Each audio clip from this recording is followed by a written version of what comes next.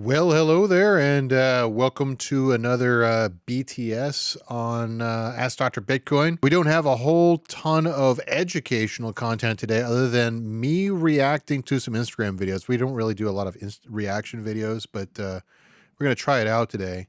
It's just, I guess the algorithm on Instagram was targeting me with a ton of crypto content this week, which doesn't usually happen when I'm surfing around on the app.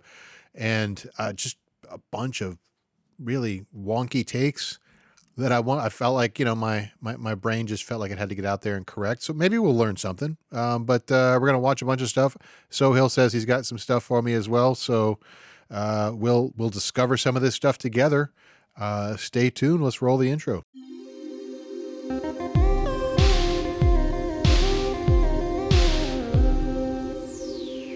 So, I don't even remember. So this is all like a week old for me at this point. So I don't even remember what we're going to be looking at. So it'll almost be like seeing it again for the first time. Created SHA-256, which is the algorithmic procedure behind Bitcoin.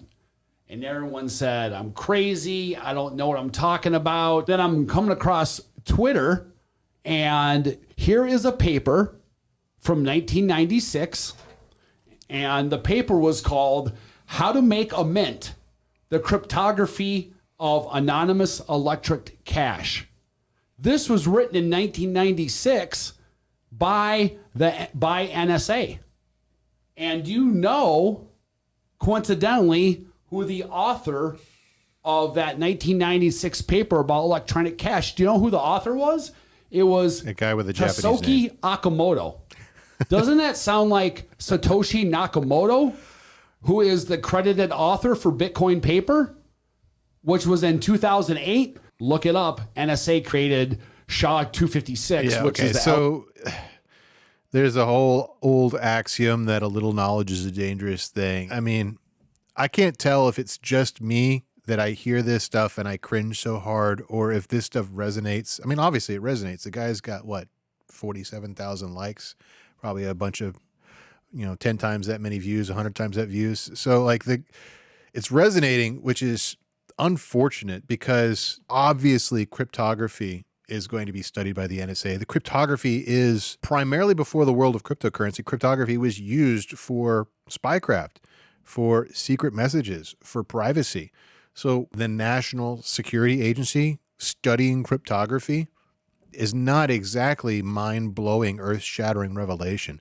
And the fact that there was somebody with a Japanese name credited with the study of cryptography as applied to cryptocurrency or as applied to digital commerce, again, not a surprising revelation. To make the leap between there is a guy who at the NSA studied cryptography as it applies to commerce to this guy with a Japanese sounding name is Satoshi Nakamoto. I mean, look, I guess it's not outside the realm of possibility, but it's also, there's so many other people with that name, the exact name, like Dorian Nakamoto, who was, of course, Time Magazine's suspect for who Satoshi Nakamoto was soundly disproven that it was him. So this is just, like I said at the top, a little knowledge being a dangerous thing. Let's take for a moment and pretend as if this was anywhere close to possibly being correct. Let's say the NSA created Bitcoin. So what? All the code is open source and publicly auditable. There's not secret backdoors inside of Bitcoin. There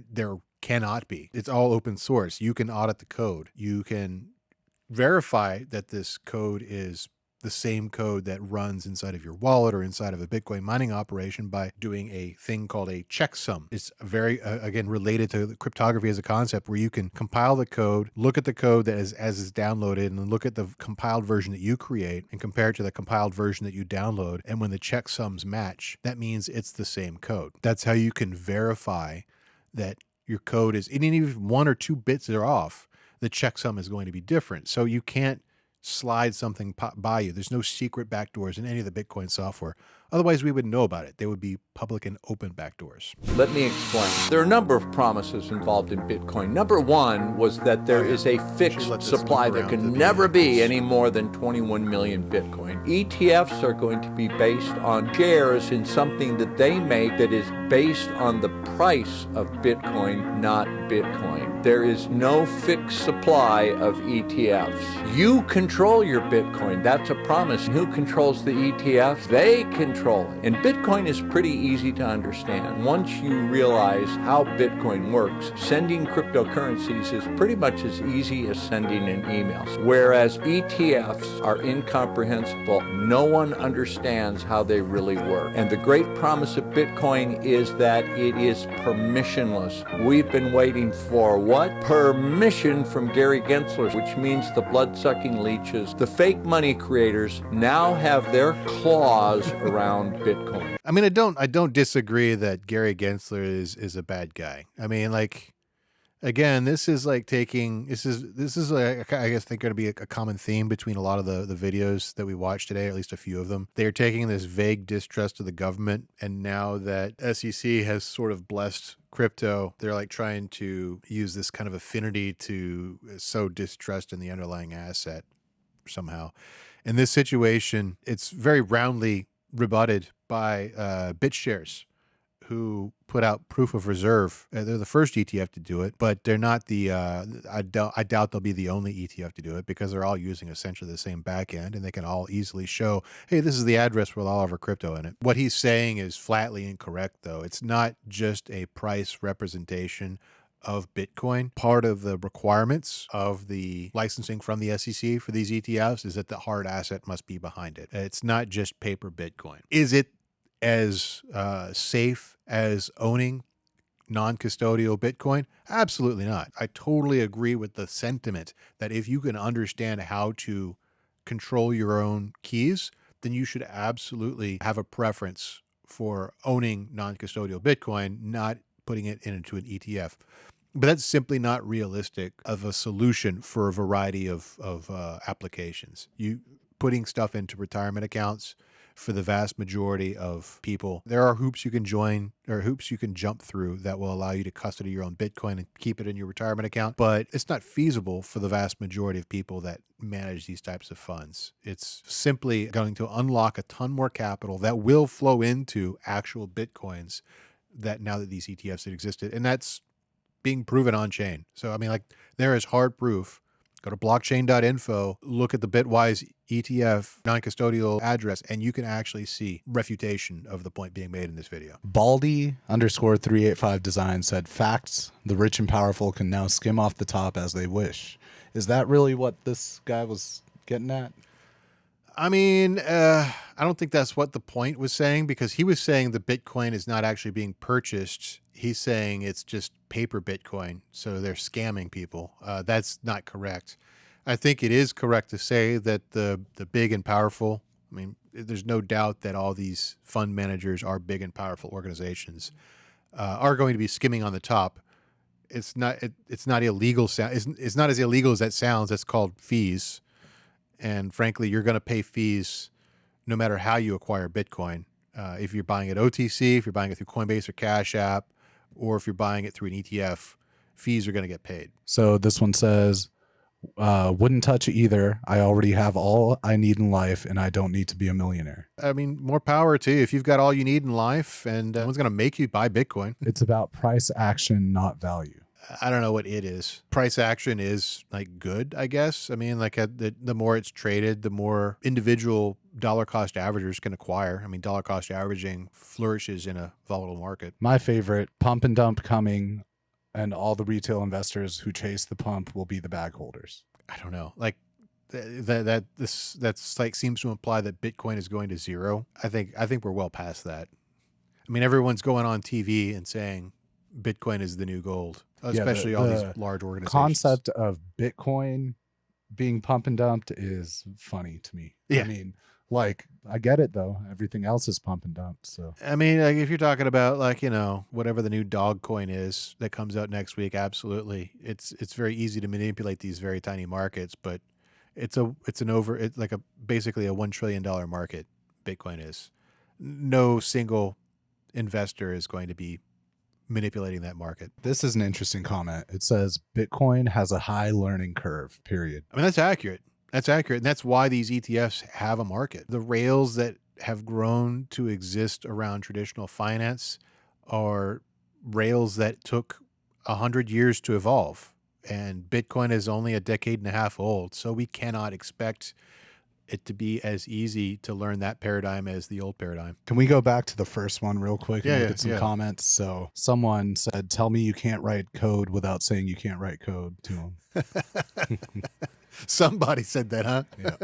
And then right below you, I believe he is right. I think it's how the CIA moved money around the world to pay for things they do privately. Maybe that is a future goal of the CIA, is to use Bitcoin and crypto for that. But the CIA's budgets are such that you couldn't necessarily hide them very easily inside. And I know, actually, I don't know if I should say this on camera or not. I have been asked by people in government, in the military industrial complex, to explain to them how to use crypto for things like this. And once they understood the scale of capital and what moves the market, it simply isn't feasible for most applications. You're trying to like covertly fund the Ukraine war or even a South American war, you're going to cause ripples in the market that people are going to observe and go, what the heck is this?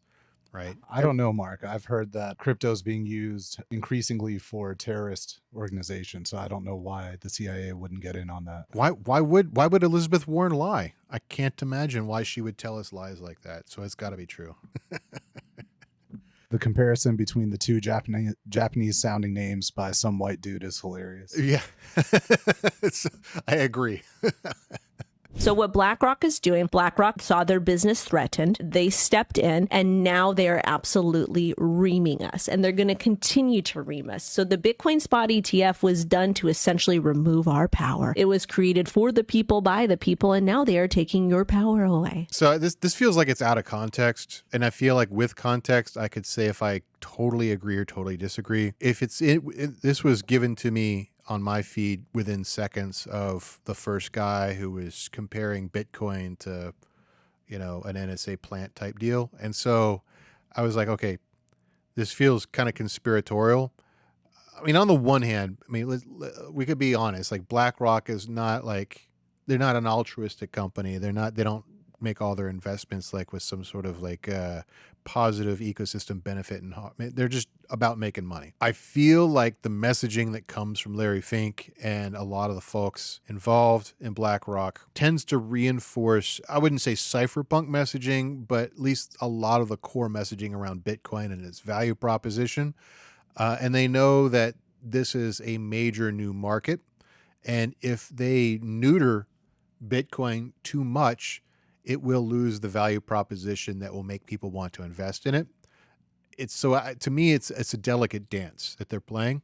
They definitely prefer to be the middleman between you and your cryptocurrency, but I think based on their messaging, they are aware that if they neuter it too much, if they play too far into the choke point 2.0 stuff that we know is happening, that they will destroy everything that they are building towards. I mean, because you got Larry Fink not just talking about how the value of Bitcoin as the new version of gold, but you also see him talking about the value of DAOs and really down market new innovations that haven't even been fully baked out yet, and talking about why those things are good, why it's good to tokenize assets, and why it's good to have transparency on chain.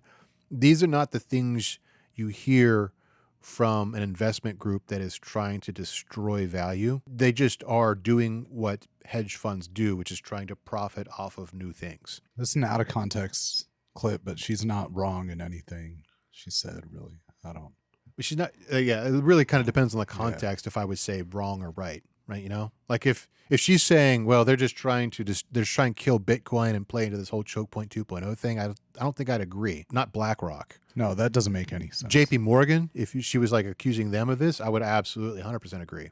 JP Morgan is absolutely trying to choke out Bitcoin, crypto, and the value it provides. Control the currency, how much of it there is, monitoring where it goes, are your masters, because you cannot buy a house, pay the rent, send your kids to school, get insurance, get medical care without that fiat currency. currently. But what if you didn't have to use that currency? What if when they doubled the number of bills in use and devalued your hard work by 50% that you didn't care because you're not using it? I don't know that I necessarily would have responded to John McAfee or a John McAfee video coming up on my feed back in 2019 because the culture was so much more cypherpunk back then.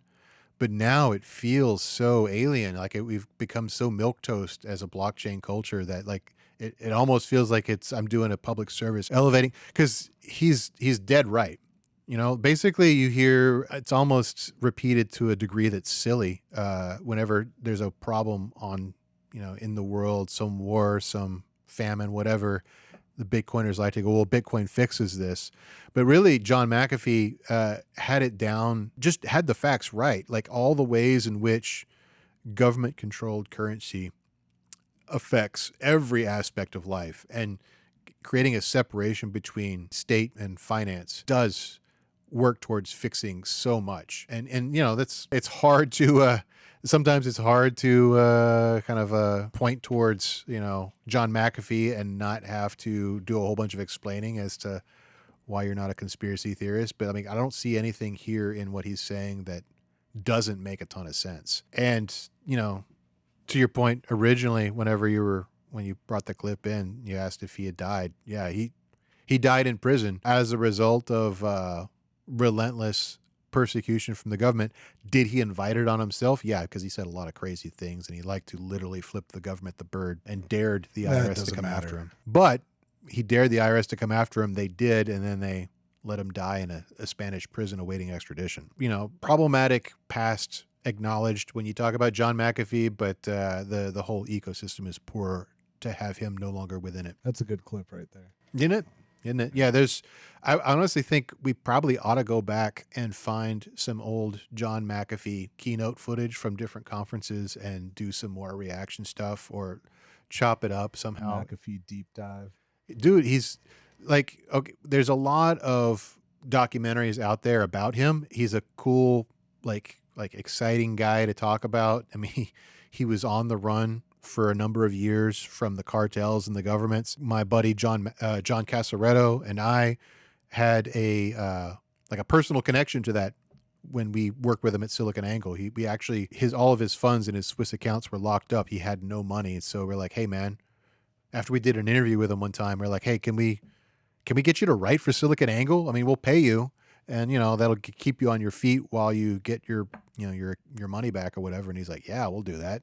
Gave us the most unhinged, wild editorials you've ever seen. But, you know, it allowed us to get close to him and understand what he's about, and kind of, I've got some unreleased footage of him when he came into my office and was talking about internet security that maybe we should do something with at some point. But interesting guy, definitely played a character for the media, but also had a serious and intellectual side to him as well. When real world assets can get put on the blockchain, the permissionless blockchain, so many assets today are private and illiquid. Individuals don't have access to that. Now, KKR is the first large asset management allowing a sliver of a very well-known fund to be tokenized. This basically is the first step to the future of finance, where all three of us eventually will be able to buy private securities, private funds, as easily as you and I buy Apple stock. So yeah, this is an interesting thing. I'm of two minds here. I've been involved with the NFT world, which is kind of part of what they're talking about with RWAs, real world assets, since it was conceived of. My buddy Cody Marks Bailey was a Dallas startup guy, developer. He's now kind of a world citizen, lives everywhere. But he was in the committee that helped write the ERC 721 specification, told me about it a couple of weeks later, and I've been obsessed with NFTs as a concept ever since then. Less about art for me and more about what is being talked about here in this Avalanche clip. Real world assets. This is why I was kind of surprised. What I'm about to say is kind of why I was surprised that art took off as the first real application for NFTs rather than something else like supply chain or derivatives or anything else like that, is that we don't have the ecosystem currently that reliably supports the connection between the real world and NFTs to create tokenized RWAs. I'm hearing a lot of talk about RWAs in the mainstream media coming from Larry Fink, coming from just general CNBC sources. Even Jamie Dimon was talking about it, this gentleman. And what we need, and I think we've got an episode that we've got in the can we haven't released yet talking about data oracles. We've talked about them in the past and previous seasons of Ask Dr. Bitcoin. We need a robust and functioning oracle ecosystem for blockchain before we can really move forward in this real world asset tokenization future that he's talking about here. This is something for me, like a tangential person in the space or even outsider. The tokenization of real world assets, no one talks about it unless you're Lee Bratcher, who did a PhD on it. Like, no one talks about it, which is so it's interesting. Someone posited the question to Corey, right? Mm-hmm. About tokenization of blockchain, and Corey's answer was literally, it doesn't affect his market, right? It doesn't affect anyone he works with, but it also doesn't affect 99% of middle America flyover people, at least now, and he doesn't foresee it affecting anyone's day-to-day transactions, asset investment, real estate purchases for decades, if ever. I don't know that I agree with that. That's just a lack of education. Corey doesn't so when it comes to real estate, Corey's a real estate guy, for those who are watching that don't know. Whenever you're talking about tokenization of assets in real estate, this is not universally true, but most of the time what you're talking about is title, chain of custody stuff, title search. Corey, if you also ask Corey what the role of PHP and MySQL is in real estate, he would also have a similar answer. And that's because in this situation, blockchain and tokenization is a protocol layer, right? You would also have the same answer about email, right? Also another protocol. We're not talking about something that the endpoint is going to be touched by most end users, but it does create a world of investment opportunities once that layer is firmly in place. Fair. I think the conversation was primarily tokenized ownership of, like, a commercial residential building or so. You know what I'm saying? Sure. Well, but that can't really exist until you have a standard for ownership that exists on the blockchain for the actual titles and deeds. Right? Yeah. You can't, other than because after that, it's just, you can do it. It's not going to be very standardized or well respected. It's going to be very much akin to what we currently see with platforms like lambda.com, where you can have collective ownership of rent houses, which, that's cool. And they're making a good business out of that, but it's not open source and it's not blockchained. And it's not like it's a multi-trillion-dollar market for that one website, right? It's just that one website and its users, which is probably like in the hundreds of millions of dollars, not inconsequential, but it's certainly not a standard. And that's until we see an underlying standard for title ownership on chain, you're not going to see tokenization become that big of a deal. And there's a lot of, that's a whole hour of discussion as to what are the stumbling blocks to make that happen. Well, okay, I have something for you. So cool. We, 2 years ago at Consensus, we interviewed this lady who had this company that was focused on putting, I believe, egg donation data on the blockchain. It was called Egg Chain. People were freaking out at that time about all of these uses, either biotech uses of putting like your freaking whatever pretty personal data on there, to like egg donation tracking and whatnot. The blockchain people pretend to get it, I think. Do you get it? So I created a proof of concept in conjunction with a old company that I was involved in, now defunct, that was putting your genetic data on chain in a way that could be used, licensed, shared, monetized via various like genetic studies type things. I don't know necessarily if I get because I'm not familiar with this egg chain guys and what or gals or whatever their team is. I don't know what their specific focus is, but if it's anything like what I am familiar with in the past, the idea here, at least part of the idea, is that there is a ton of balkanization of standards within the medical field in general. Just like there is in the title and land industry. There's a ton of balkanization of standards and storage methodology just by virtue of how that industry looks. There's a ton of diversity. There's not a lot of monopoly. When you don't have a lot of monopoly, or you don't have a strong industry organization setting standards at the top, then you have a huge diversity of information management systems. And so the idea that you can create a standardized database, essentially Web3 enabled, meaning the user owns their own data, not a centralized database, but it's still indexable and searchable and licensable, opens up a lot of scientific research that does not currently exist, because the biggest stumbling block, as it turns out, to medical scientific research is not motivation or funding. It's finding the right people to fill out the studies, finding the right medically, filtered people, people with the right genetic condition or the right set of disorders. Just being able to find those people is not something you can do because of HIPAA laws and because of the balkanization of databases that have to do with medical data. Mm-hmm. But if there was a national standard or a blockchain-based standard for having, pseudonymous data available to be licensed for these types of studies, you would find a ton of other secondary applications and benefits that would grow out of that. And so I don't know if that's what these egg chain guys are doing. That's certainly what was the focus of the project I was on. Yeah, I refreshed my understanding of it, and it's database stuff. It's whenever we were talking at that time 2 years ago, there was everyone just spitting out the same buzzwords about ownership and owning your own data and all that bullshit. Well, GDPR left a big footprint in the digital world, right? It was billed as a bit more draconian than it has turned out to be in implementation. But theoretically, based upon how the law was written, it could feasibly be a corporate death sentence if you fall afoul of GDPR, because the fines that are possible to give to a GDPR non-compliant organization would kill all but the biggest organizations in the world like Microsoft and Google. And it would certainly still damage them if they were adhered to the way that they are written. So Web3 for a time before it turned out that the EU was going to be more lenient than they had, had threatened to be, Web3 really looked like a possible out in terms of how do you still have this data availability layer without having the liability.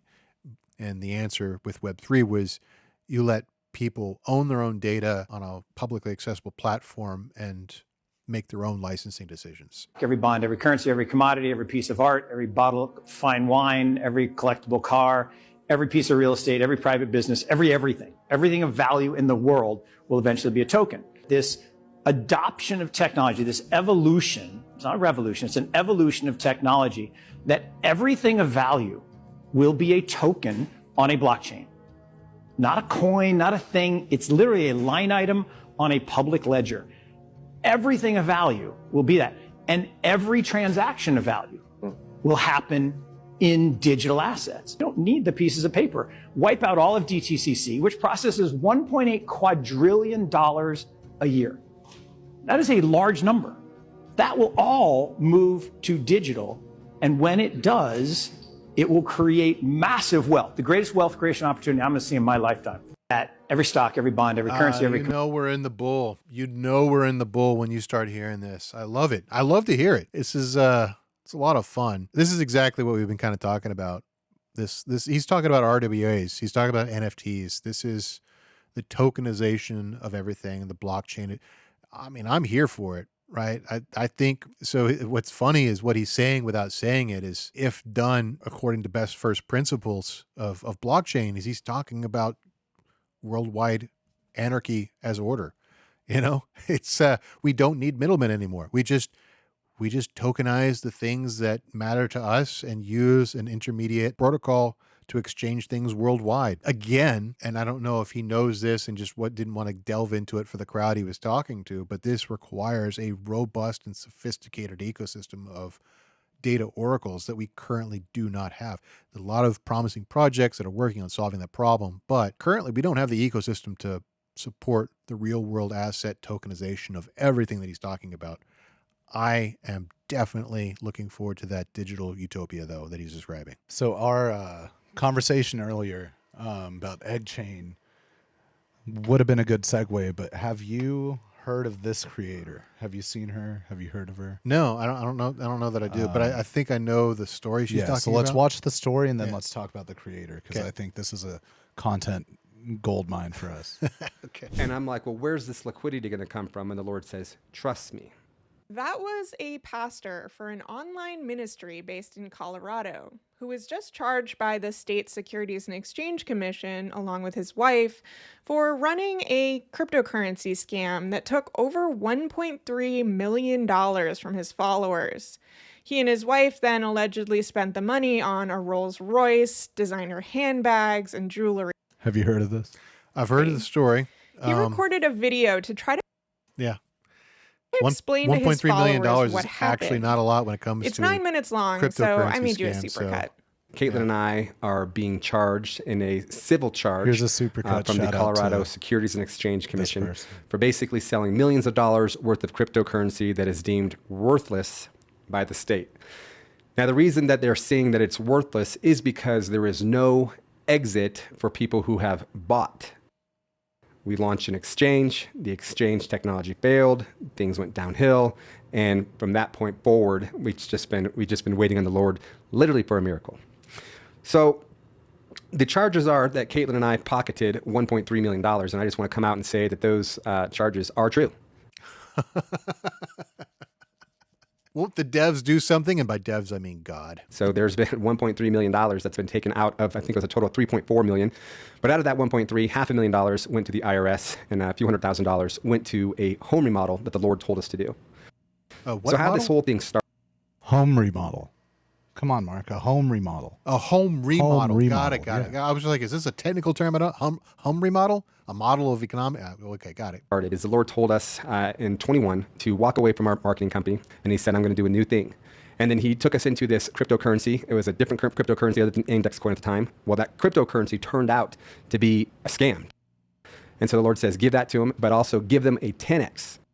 Well, as money is coming in, we would be sowing it. And at first it was hundreds of dollars and thousands of dollars, then tens of thousands of dollars. Money would come in, we tithe, we sow, more money would come in. And so we were just always under the impression that God was going to provide, that the source was never ending, that God was doing a new thing, and that we had nothing to worry about. We sold a cryptocurrency with no clear exit. We did.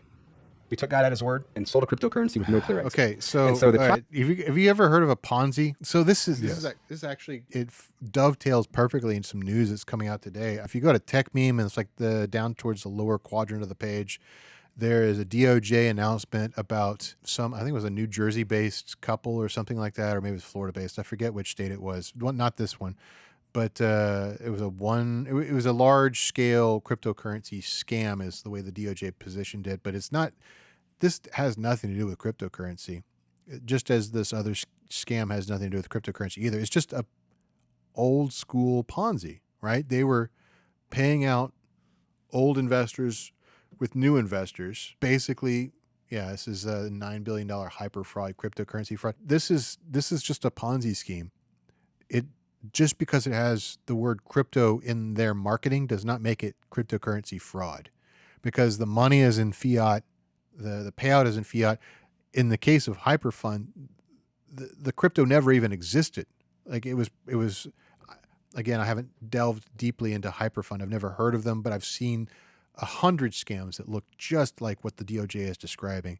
And almost all the cases, because you get hit up on, if you're on Telegram, if you're on Twitter, and you do anything about cryptocurrency, you're going to get one of these scams pitched to you every single week.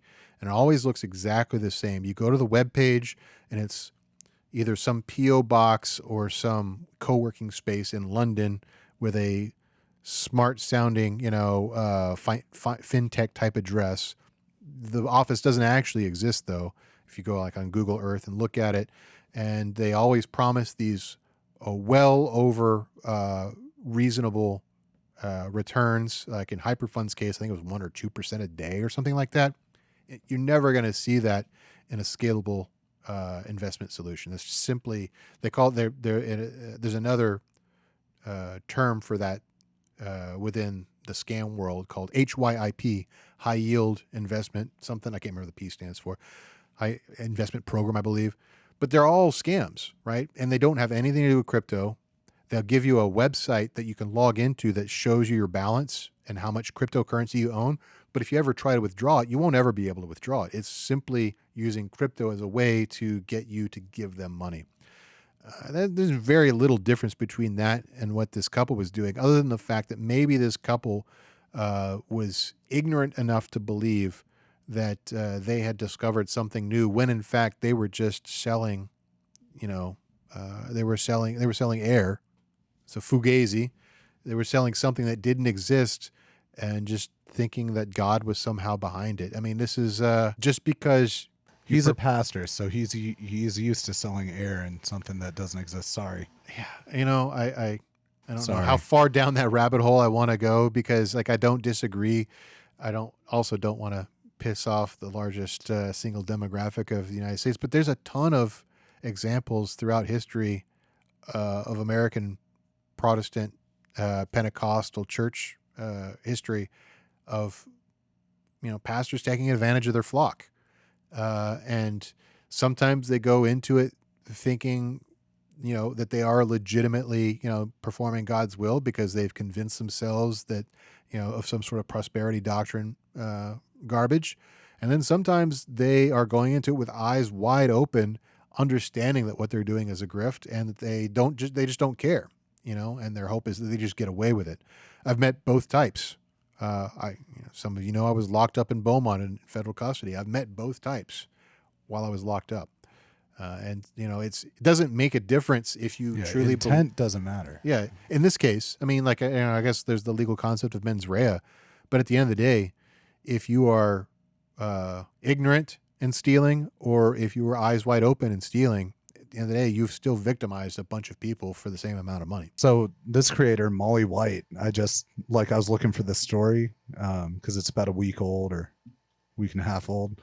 So Molly White is a researcher, software engineer, writer, and prominent critic of cryptocurrency and blockchain-based projects. Also, shout out to Molly White for compiling that video. But she is best known for her website, Web3 is Going Just Great, which documents only some of the many disasters in the cryptocurrency and Web3 industries. That's where I know this name from. So I didn't recognize her face, but I know the site. I would say he's a friend, but I've kind of we've written each other off. Somebody was in the Free Rothschild project with me, decided he was going to troll me the entire time I was in prison, and once a week he would print out every article from Web3 is Going Great and mail it to me. Wow.